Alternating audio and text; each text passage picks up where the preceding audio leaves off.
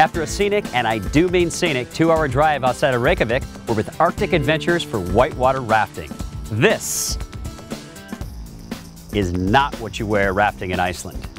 This is what you wear to go rafting in Iceland.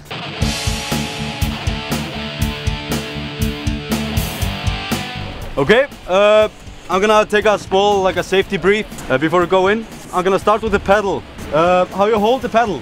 You have a C-grip on top. So place your thumb under here and grab it. Okay? Say all forward. Use your body, your upper body. Lean forward. All forward. Okay? Sometimes we say hold the line and get in.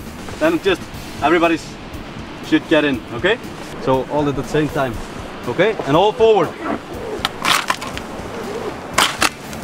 And all backwards. All backwards. And get in.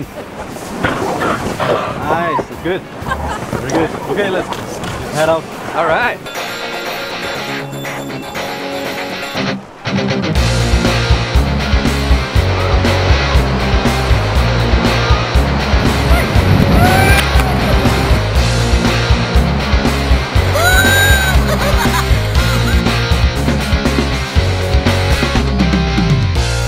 What an exhilarating day on the water, and it was beautiful. Like this beautiful color of green. Yeah, it's a sort of grayish green color, but we say that rivers with this color are white.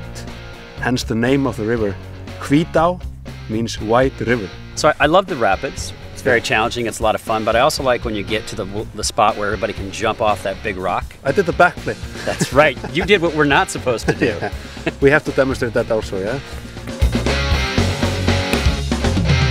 You know what I liked about the tour today? There were people from all over the world. We had a couple from Singapore on our boat, people from the States, people from all over the place. You must attract a lot of different visitors. Iceland was nominated as the #1 destination by Lonely Planet. Really? So there have been a lot of advertisement and we are having people from all over the globe.